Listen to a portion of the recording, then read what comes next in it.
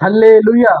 మన ప్రభువును రక్షకునైన యేసుక్రీస్తు నామములో ఈ వీడియోని వీక్షిస్తున్న మీ అందరికీ ప్రైజ్ ద లార్డ్.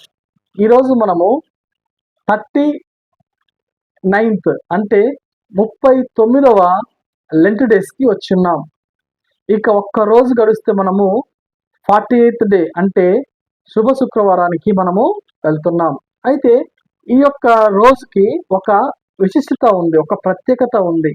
అదేంటంటే ఈ యొక్క రోజును శుభ గురువారం అంటాం. రేపటి రోజు శుక్రవారాన్ని మంచి శుక్రవారము లేకపోతే మహా శుక్రవారం అంటాం. అది ఆ రోజు మనము ధ్యానిద్దాం. ఈ రోజు మన ధ్యానాంశము యేసు ప్రభువుని యొక్క చివరి రాత్రి భోజనం అన్నమాట.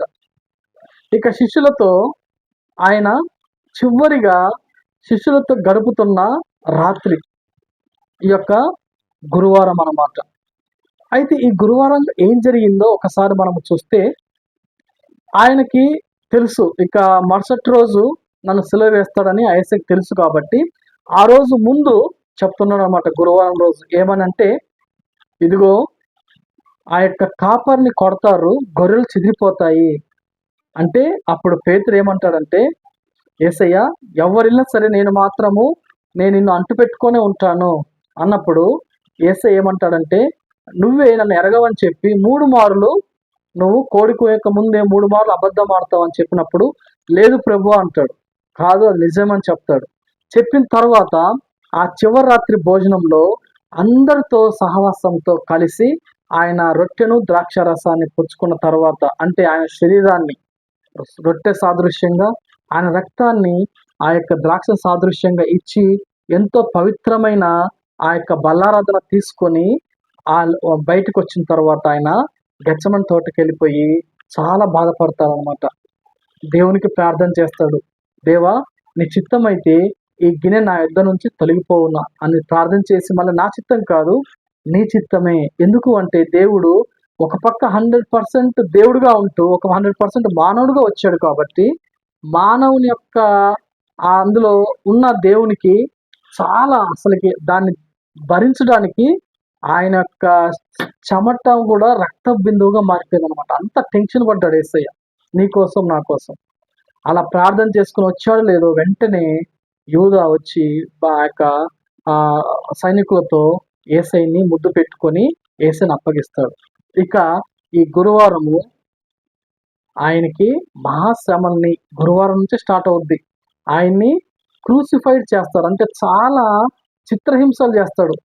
ఆయన్ని పిలాతు దగ్గరికి, తర్వాత వచ్చేసి హేరోదు దగ్గరికి ఆ విధంగా తిప్పుతూ ఉంటాడు అన్నమాట. దేనికోసము అంటే ఆయన ఏ విధంగా సిలువ వేయాలి, ఏ విధంగా ఆ యొక్క శిలువ శిక్షను అమలు పరచాలని చెప్పి ఆ యొక్క శాస్త్రులు, సద్దుకేయులు, అక్కడున్న మత పెద్దలు, అక్కడున్న కొంతమంది ప్రజలతో డబ్బులు ఇచ్చి వాళ్ళని ఏ విధంగా సరే యేసుని సిలువ వేయాలని చెప్పి, శిక్ష పడాలని చెప్పి చాలా ప్రయత్నిస్తూ ఉంటాడు. అయితే అక్కడున్న సైనికులు కావచ్చు, లేకపోతే అక్కడున్న బందిపోటు దొంగలు కావచ్చు, వాళ్ళకు కూడా యేసయ్యని ఎలా సిలువ వేస్తాం అనుకుంటుంటారు. చివరికి వాళ్ళు ఏం కోరుకుంటారంటే, వాళ్ళ ఆచారం ప్రకారం, యూదుల ఆచారం ప్రకారము ఎవరినైనా సరే ఒకరిని విడిచిపెట్టవచ్చు అన్నమాట. ఆ సందర్భంలో వాళ్ళు ఆ యొక్క బందిపోటు దొంగను విడిచిపెట్టమని చెప్పి యేసుని సిలువ వేయమని చెప్తారు. అంటే యేసుని చివరికి బందిపోటు దొంగతో కూడా సమానత్వం లేనంతగా చూస్తారు. ఆ విధంగా యేసయ్యని బాధ పెడతాడు. ఆ రాత్రంతా తిప్పుతారు. ఆ విధంగా యేసయ్యని బాధ పెట్టి, శ్రమలు పెట్టి, ఎంతగానో హింసించి మరుసటి రోజు ఉదయానికి శిక్షను అమలు చేయడానికి వాళ్ళు పూనుకుంటారన్నమాట. అయితే అక్కడ విచిత్రం ఏంటంటే, యేసయ్య దగ్గరకు వచ్చి ఆ యొక్క పిలాతు దగ్గర కావచ్చు, ఆ యొక్క సైనికుల దగ్గర చాలా మంది జనాలు యేసయ్యని సిలువ వేయండి అని ఎవరో తెలుసా? యేసయ్య దగ్గర స్వస్థత పొందుకున్న వాళ్ళే. చూడండి, యేసయ్యను నమ్మిన వాళ్ళే చివరికి యేసయ్యను సిలువ వేయమని చెప్తారనమాట. దీన్ని పట్టుకునే కదా బయట చాలా మంది క్రైస్తవులే ఆయన్ని సిలువ వేయమని చెప్పారు కదా. కానీ నిజంగా వాళ్ళు అనలేదు. కానీ అక్కడున్న సద్దుకాయులు, శాస్త్రులు, పరిసయ్యులు వాళ్ళకి డబ్బులు ఇచ్చి ఆ విధంగా చెప్పిస్తారనమాట.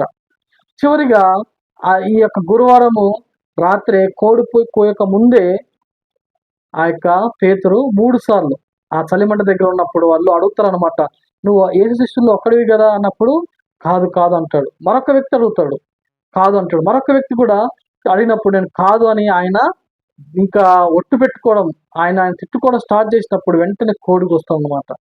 ఒక పక్క పేతురు అది విని బాధపడుతూ ఉంటాడు.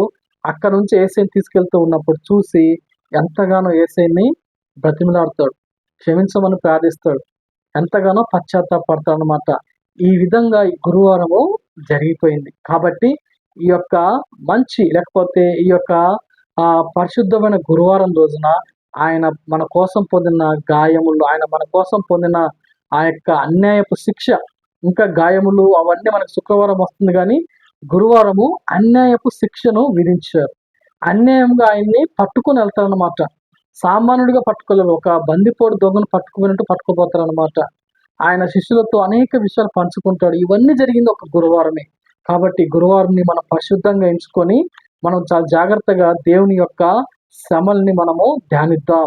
ధ్యానిస్తూ ఆయన్ని మనం ఏం చేయాలంటే స్తుతిస్తే చాలు. యేసయ్య నువ్వు నా కోసం ఇంత చేసావని స్తుతిస్తే చాలు. అది తెలుసుకొని యేసయ్యని జ్ఞాపకం చేసుకుని ఆయన స్తుతిస్తే దేవుడు చాలా సంతోషిస్తాడు. ఈ రోజు జరగలేదు కదా, ఎప్పుడో 2024 సంవత్సరాల క్రితం జరిగింది. ఇప్పుడు మనం జ్ఞాపకం చేసుకుంటూ కేవలం మనము ఆయన మన హృదయంలోనికి ఆహ్వానించి యేసయ్య నా కోసం నువ్వు చేసావని చెప్పి నువ్వు గుర్తించగలిగితే యేసయ్య పరలోకంలో సంతోషిస్తాడు. నువ్వు గుర్తించగలిగి ఆయన స్తుతిస్తే పరలోకం అంతా సంతోషిస్తుంది. కాబట్టి గురువారం రోజున మనము ఆయన ఎంతగానో ఆరాధిద్దాం, ఆయన యొక్క శ్రమల్ని జ్ఞాపకం చేసుకుందాం. అటువంటి కృప దేవుడు మనందరికీ దయచేయునుగాక. ఆమేన్. Praise the lord.